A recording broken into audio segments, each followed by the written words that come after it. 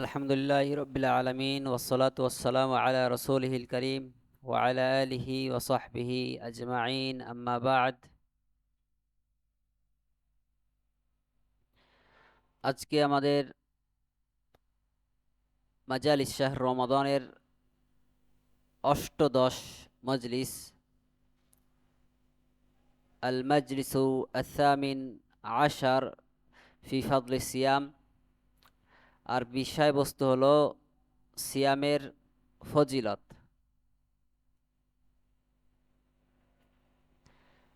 শেখ সালেহ আল ফাওজান হাফিজাহুল্লাহ বলেন, আলহামদুলিল্লাহি ওয়াসসালাতু ওয়াসসালামু আলা রাসূলিল্লাহি ওয়া বা'দ। فقد صح في الحديث عن النبي صلى الله عليه وسلم فيما يرويه عن ربه عز وجل وهو ما يسمى بالحديث القدسي، أن الله سبحانه وتعالى يقول: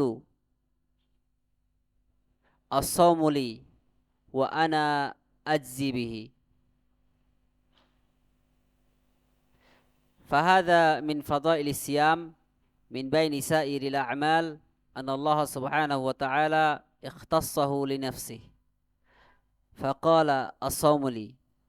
وأما بقية الأعمال فإنها لصاحبها تقربه إلى الله سبحانه وتعالى، ولكن هي عرضة للقصاص للمظلومين. فإن الإنسان في هذه الدنيا إذا كان عليه ديون وله غرمان وله غرماء، فإن الغرماء يأخذون أمواله التي عنده حتى قد لا يبقى له شيء إلا قوته وهو وأولاده، وقد يصبح فقيرا معدما، لأن الغرماء أخذوا أمواله وإن كان عنده أموال كثيرة. إذا كانت أمواله أقل مما عليه من الديون أو مساوية لما عليه من الديون، فإن الغرماء يأخذونها ولا يبقى له شيء فيصبح فقيرا بعد أن كان غنيا. هذا في الدنيا. وكذلك في الآخرة يأتي أناس بأمثال الجبال من الأعمال الصالحة، لكن يأتي وقد ظلم هذا وقد أخذ مال هذا وقد ضرب هذا وقد شتم هذا، فيأخذ هذا من حسناته وهذا من حسناته وهذا من حسناته حتى لا يبقى له حسنة، فيطرح في النار لأنه ما بقي له حسنة يدخل بها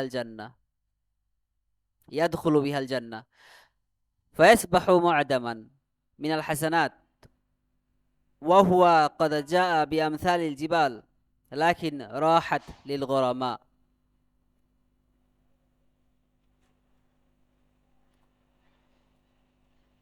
শেখ সালেহ আল ফাওজান হাফিজাহুল্লাহ বলেন, যাবতীয় প্রশংসা আল্লাহ তাআলার জন্য এবং রাসূলুল্লাহ সাল্লাল্লাহু আলাইহি ওয়াসাল্লামের উপরে সালাত ও সালাম বর্ষিত হোক। অতঃপর নবী সাল্লাল্লাহু আলাইহি ওয়াসাল্লাম হতে তার প্রতিপালক তার রব আজ্জা ওয়া জাল্লা সূত্রে বর্ণিত বিশুদ্ধ হাদিস থেকে এসেছে, যাকে হাদিসে কুদসি বলা হয়। আল্লাহ সুবহানাহু ওয়া তাআলা বলেন, সিয়াম কেবল আমারই জন্য এবং আমি নিজেই এর প্রতিদান দেব। অন্যান্য সকল আমলের মধ্যে এটি সিয়ামের একটি বিশেষ মর্যাদা, যে আল্লাহ তাআলা একে নিজের জন্য নির্দিষ্ট করেছেন। আল্লাহ তাআলা বলেছেন, সিয়াম আমারই জন্য, যা তাকে আল্লাহর নৈকট্য দান করে। অর্থাৎ সিয়াম এমন বিষয় যার মাধ্যমে সে আল্লাহর নৈকট্য পায়, তবে সেগুলো হাসরের ময়দানে অন্যান্য যে আমলগুলো আছে ওই আমলগুলো হাসরের ময়দানে মজলুমদের পাওনা অর্থাৎ কিসাস মেটানোর জন্য ব্যবহৃত হওয়ার ঝুঁকিতে থাকবে। দুনিয়াতে কোনো মানুষের উপর যদি ঋণ থাকে এবং তার পাওনাদার থাকে, তবে পাওনাদার তার সম্পদ নিয়ে নেবে, এমনকি নিজের ও পরিবার পরিজনের জীবন ধারণের সামান্য খোরাকি ব্যতীত আর কিছুই হয়তোবা অবশিষ্ট থাকবে না।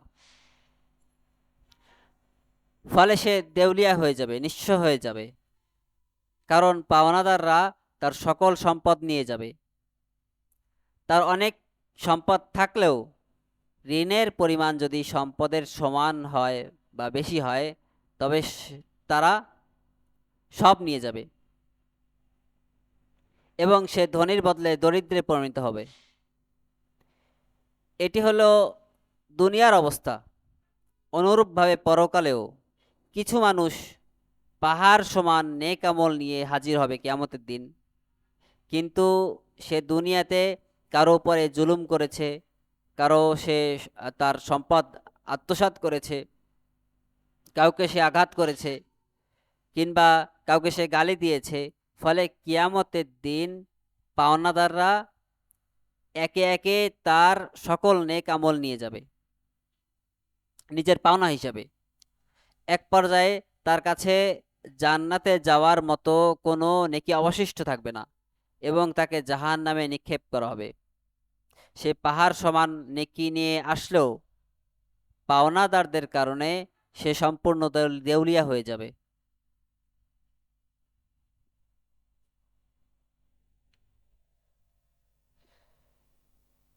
আম্মা সিয়াম فإنه يدخره الله تعالى لصاحبه لأنه لله عز وجل، فيدخره لصاحبه ويجزيه به ويدخله به الجنة، فهذا دليل على فضل الصيام. وقيل في تفسير الحديث إن الأعمال الصالحة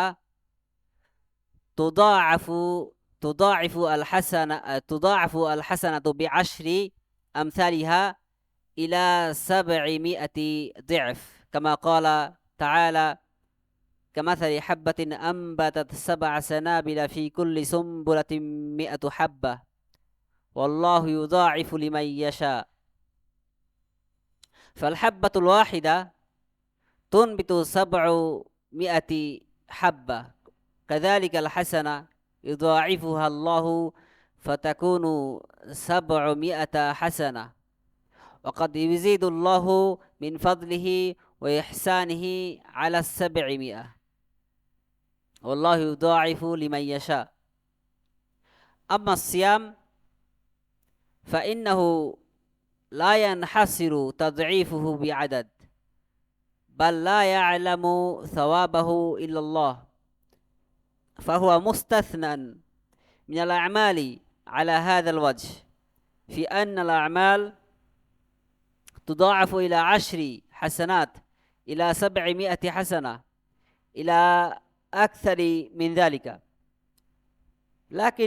لكن الصيام غير محدد مضاعفة، لأن الصيام من الصبر، والله جل وعلا يقول: إنما يوفى الصابرون أجرهم بغير حساب. لأن الصبر مقامه عظيم، وهو الصبر على طاعة الله، والصبر عن محارم الله، والصبر على أقدار الله، فلذلك صار ثوابه عظيما لا يعلمه إلا الله سبحانه وتعالى. ولهذا جاء ذكر الصبر في القرآن في أكثر من 70 موضعا، لأنه لا يوفق للصبر إلا من وفقه الله سبحانه وتعالى. قال تعالى: وما يلقاها إلا الذين صبروا وما يلقاها إلا ذو حظ عظيم. فالصبر يتوفر في الصيام بأنواعه الثلاثة ففيه صبر على طاعة الله الصائم يصبر على طاعة الله فيترك شهواته وملذاته ويحبس نفسه عن طاعة الله عز وجل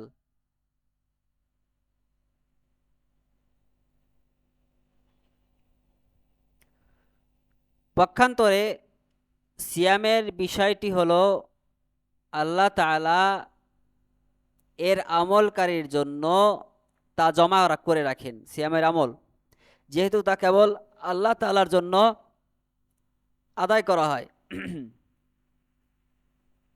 তাই তিনি এটি আমলকারীর জন্য সংরক্ষণ করেন এবং এর মাধ্যমে তাকে প্রতিদান দেন ও জান্নাতে প্রবেশ করান। এটি সিয়ামের ফজিলতের অন্যতম একটি বড় দলিল। হাদিসের ব্যাখ্যায় বলা হয়েছে নেক আমল সমূহের সওয়াব 10 গুণ থেকে 700 গুণ পর্যন্ত বৃদ্ধি করা হয়। যেমনটি আল্লাহ তাআলা বলেছেন, যারা আল্লাহর পথে তাদের সম্পদ ব্যয় করে তার উদাহরণ হলো একটি বীজের মতো, যা থেকে 60টি শীষ উৎপন্ন হয় এবং প্রতিটি শীষে থাকে 100টি দানা। আর আল্লাহ যাকে ইচ্ছা আরও বহুগুণ বৃদ্ধি করে দেন। সূরা বাকারা। সুতরাং একটি বীজ থেকে যেমন 700টি দানা উৎপন্ন হয়, তেমনি আল্লাহ তাআলা একটি নেক আমলকে বৃদ্ধি করে 700 গুণ করে দেন। আবার আল্লাহ তার অনুগ্রহ ও দয়া থেকে 700 গুণের বেশিও তিনি বাড়িয়ে দিতে পারেন। আর আল্লাহ তাআলা বলেন, আর আল্লাহ যাকে ইচ্ছা করেন বহুগুণ বৃদ্ধি করে দেন। তবে সিয়ামের ক্ষেত্রে এর সওয়াব বা এর বৃদ্ধির কোনো নির্দিষ্ট সীমা নেই, বরং আল্লাহ ছাড়া আর কেউ এর সওয়াবের পরিমাণ জানে না। এই দিক থেকে এটি অনন্য আমল থেকে স্বতন্ত্র। অনন্য আমলের সওয়াব 10 থেকে 700 গুণ বা তার বেশি বৃদ্ধি করা হলেও সিয়ামের বৃদ্ধির কোনো সুনির্দিষ্ট সীমা নেই, কারণ সিয়াম হচ্ছে সবর বা ধৈর্যের অন্তর্ভুক্ত। আর আল্লাহ তাআলা ধৈর্য সম্পর্কে বলেন যে নিশ্চয়ই ধৈর্যশীলদের তাদের পুরস্কার পূর্ণভাবে প্রদান করা হবে, কোনো হিসাব ছাড়াই। সূরা জুমার। কেননা সবরের মর্যাদা অত্যন্ত মহান। তা হলো আল্লাহর আনুগত্যের উপরে এই সবরগুলোর উদাহরণ হলো, যেমন আল্লাহ তাআলার আনুগত্যের উপরে সবর করা, ধৈর্য ধারণ করা, আল্লাহর নির্ধারিত তাকদীরের উপরে ধৈর্য ধারণ করা, সবর করা। এই কারণেই এর প্রতিদান এত বিশাল হয়েছে, যা আল্লাহ সুবহানাহু ওয়া তাআলা ব্যতীত আর কেউ জানে না। এ কারণেই কোরআনের 70-এর বেশি স্থানে সবরের কথা উল্লেখ করা হয়েছে, কারণ আল্লাহ সুবহানাহু ওয়া তাআলা যাকে তৌফিক দান করেন সে ব্যতীত আর কেউ সবর করার সৌভাগ্য লাভ করে না। আল্লাহ তাআলা বলেন, ধৈর্যশীলরা ব্যতীত আর কেউ এই গুণের অধিকারী হয় না এবং অতিশয় ভাগ্যবান ছাড়া আর কেউ এর অধিকারী হয় না। সূরা ফুসসিলাত। মূলত সিয়ামের মধ্যে সবরের 3টি প্রকারই বিদ্যমান। এতে আল্লাহর আনুগত্যের উপরে সবর রয়েছে, কারণ সিয়াম পালনকারী ব্যক্তি আল্লাহর আনুগত্যের খাতিরে সে ধৈর্য ধারণ করে, নিজের প্রবৃত্তি ও ভোগ বিলাস থেকে সে বিরত থাকে এবং আল্লাহর আনুগত্যের জন্য নিজেকে সবরের উপর আবদ্ধ রাখে।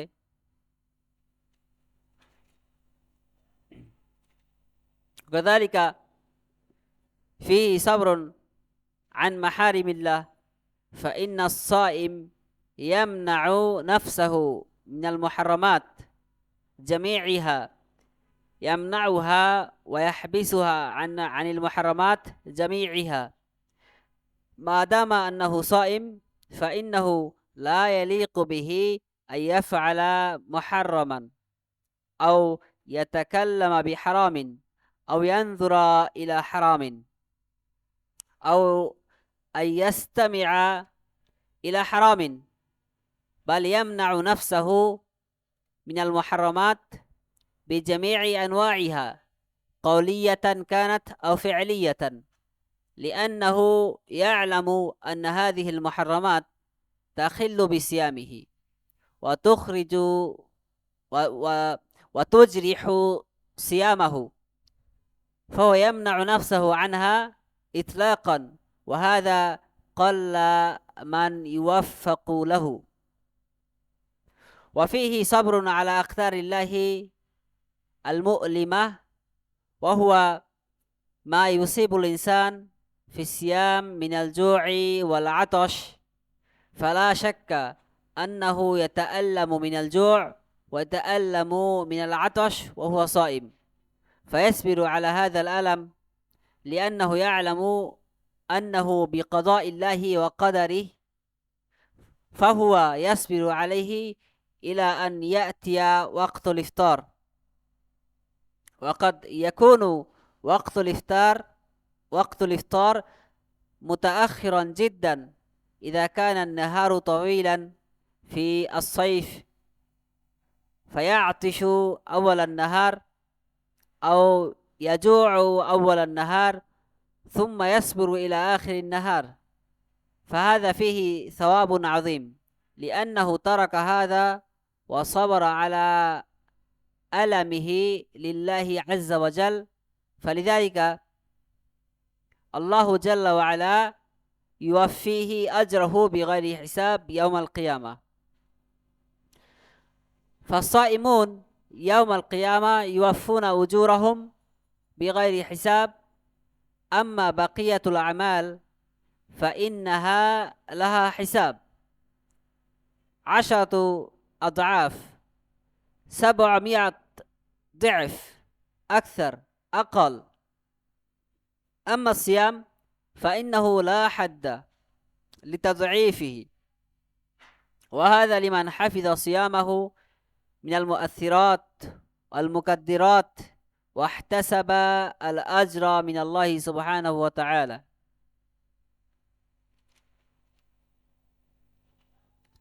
একইভাবে সিয়ামের মধ্যে রয়েছে আল্লাহর হারাম বা নিষিদ্ধ বিষয়গুলো থেকে দূরে থাকার ধৈর্য।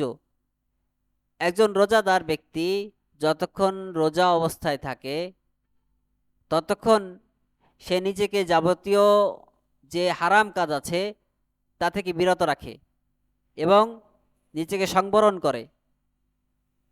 রোজা রাখা অবস্থায় তার জন্য কোনো হারাম কাজ করা, হারামে লিপ্ত হওয়া, হারামের দিকে তাকানো বা হারাম কিছু শ্রবণ করা মোটেই শোভনীয় নয়, বরং সে নিজেকে সব ধরনের পাপাচার থেকে রক্ষা করে, তা সে কথা দিয়ে হোক বা কাজের মাধ্যমে হোক, কারণ সে জানে যে এসব পাপাচার তার রোজার ত্রুটি ঘটায় এবং রোজাকে ক্ষতিগ্রস্ত করে।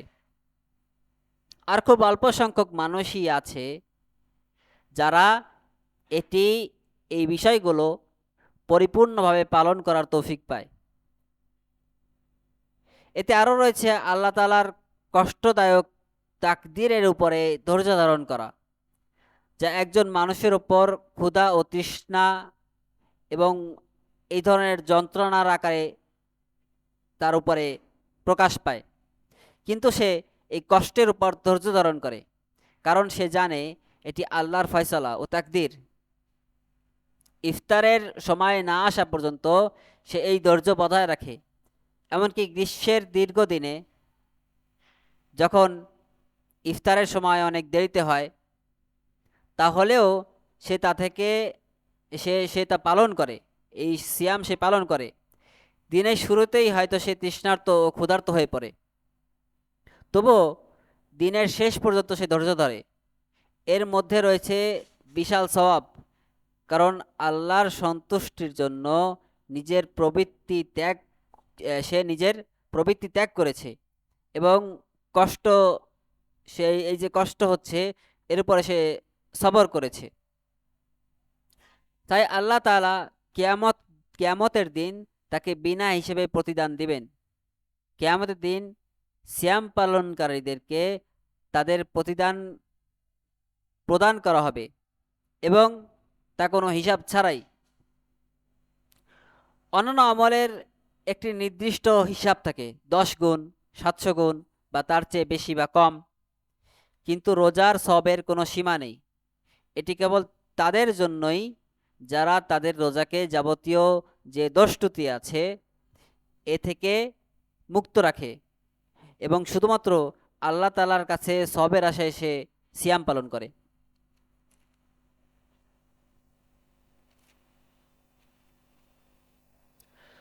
وكذلك ما جاء في الآيات الكريمة كلوا واشربوا هنيئا بما أسلفتم في الأيام الخالية قيل إنها نزلت في الصائمين الذين منعوا أنفسهم في الدنيا من ملذاتها بالصيام وصبروا على ذلك في يوم القيامة يقال لهم كلوا واشربوا هنيئا بما أسلفتم يعني قدمتم في الأيام الخالية، يعني الصيام الذي صمتموه في الدنيا منعتم أنفسكم من الأكل والشرب، فيقال لهم الآن كلوا واشربوا هنيئا لأن الجزاء من جنس العمل، فلما منعوا أنفسهم في الدنيا من شهواتها وصبروا على الجوع والعطش طاعة لله سبحانه وتعالى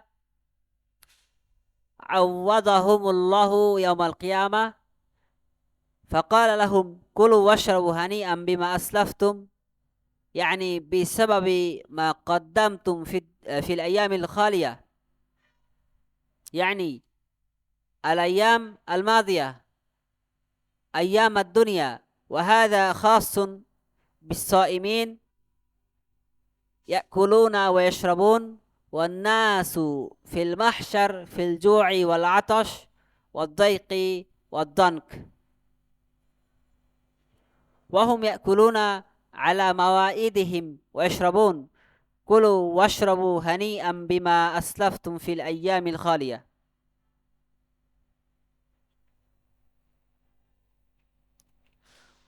অনুরূপভাবে কোরআন কারিমে এই যে আয়াতে বর্ণিত হয়েছে, তোমরা যা বিগত দিনগুলোতে অগ্রিম পাঠিয়েছিলে তার বিনিময়ে তোমরা তৃপ্তির সাথে পানাহার করো।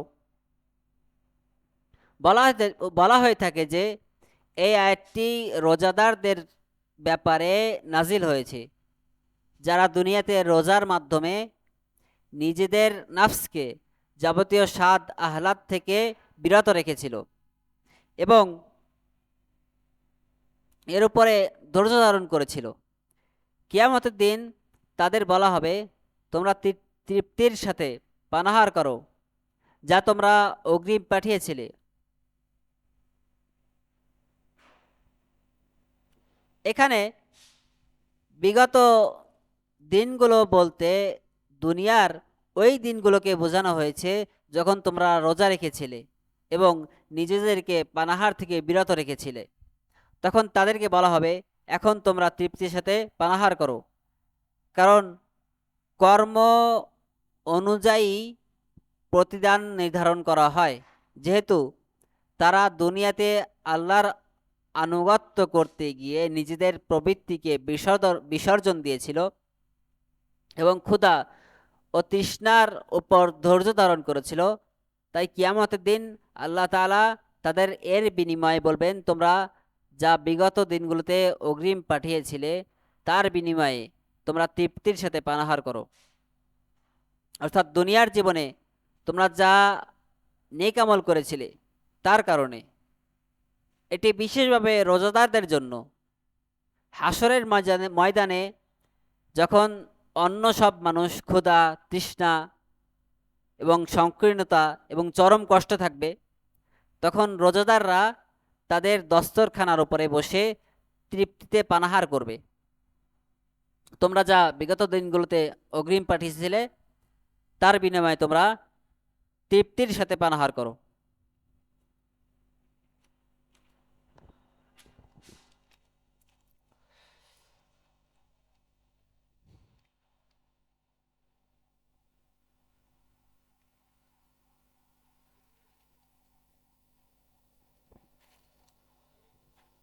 فهذا فيه فضل الصيام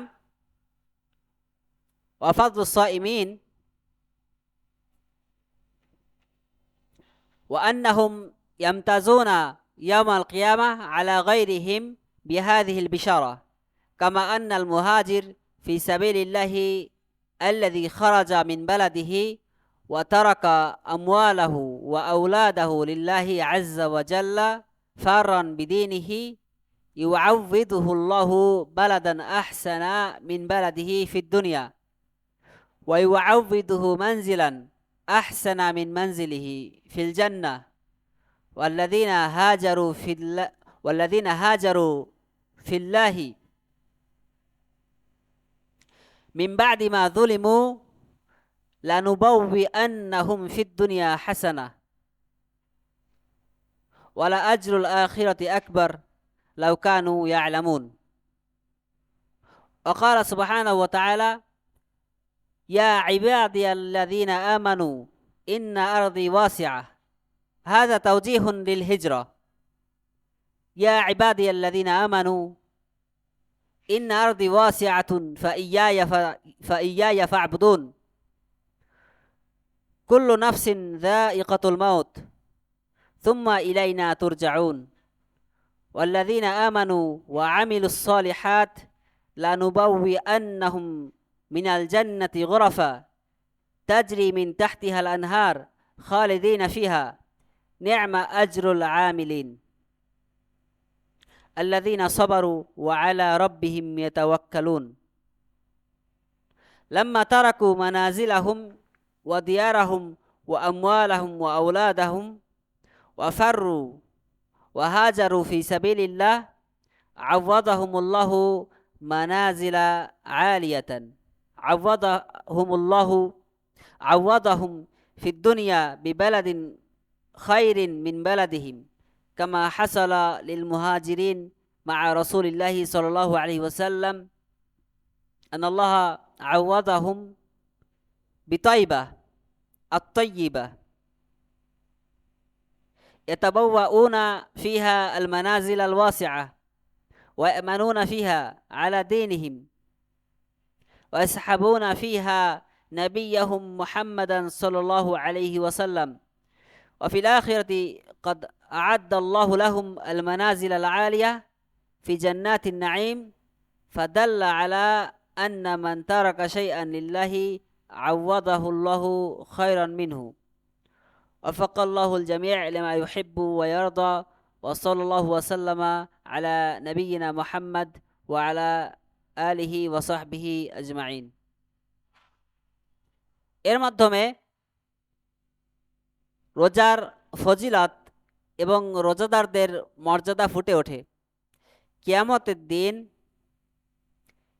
এই সুসংবাদের মাধ্যমে তারা অন্যদের চেয়ে বিশিষ্ট হবেন, অর্থাৎ তাদেরকে যে পানাহার করানো হবে কিয়ামতের দিন। ঠিক যেমন আল্লাহর পথে হিজরতকারী ব্যক্তি যিনি নিজের দিন রক্ষার জন্য, আল্লাহ তাআলার সন্তুষ্টির জন্য নিজের দেশ, সম্পদ ও সন্তান সন্ততি ত্যাগ করে বেরিয়ে পড়েন, আল্লাহ তাআলা তাকে দুনিয়াতে তার নিজের দেশের চেয়ে উত্তম দেশ তার দান করেন এবং জান্নাতে তার নিজের ঘরের চেয়ে উত্তম ঘর দান করেন। আল্লাহ তাআলা বলেন, আর যারা নির্যাতিত হওয়ার পর আল্লাহর পথে হিজরত করেছে, আমি অবশ্যই তাদের দুনিয়াতে উত্তম আবাস দেব, আর আখিরাতের প্রতিদান তো আরো বড়, যদি তারা জানতো। সূরা নাহল। আল্লাহ সুবহানাহু ওয়া তাআলা আরো বলেন, হে আমার মুমিন বান্দারা, নিশ্চয়ই আমার পৃথিবী প্রশস্ত, আমার জমিন প্রশস্ত। এটি হিজরতের একটি দিক নির্দেশনা। হে আমার মুমিন বান্দারা, আমার পৃথিবী প্রশস্ত, আমার জমিন প্রশস্ত, অতএব তোমরা কেবল আমার ইবাদত করো। প্রত্যেক প্রাণ মৃত্যুর স্বাদ গ্রহণ করবে, অতঃপর তোমরা আমারই কাছে ফিরে আসবে। আর যারা ঈমান এনেছে ও নেক আমল করেছে, আমি অবশ্যই তাদের জান্নাতে এমন সুউচ্চ প্রাসাদে স্থান দেব, যার পদদেশ দিয়ে নদী প্রবাহিত, যেখানে তারা চিরকাল থাকবে। সৎকর্মশীলদের প্রতিদান কতই না উত্তম।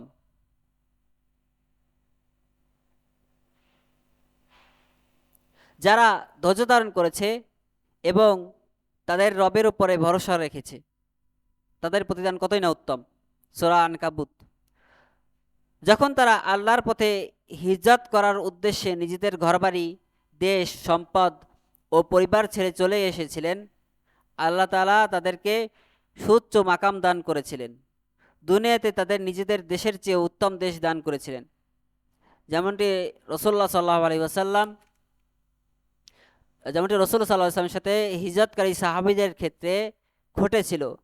আল্লাহ তাআলা তাদেরকে তৈবা অর্থাৎ মদিনা মুনাওয়ারা দ্বারা ধন্য করেছিলেন, যেখানে তারা প্রশস্ত আবাস লাভ করেছিলেন, নিজেদের দিন নিয়ে নিরাপদ হয়েছিলেন এবং তারা মুহাম্মদ সাল্লাল্লাহু আলাইহি সাল্লামের সান্নিধ্য পেয়েছিলেন মদিনায় থাকতে পেরে।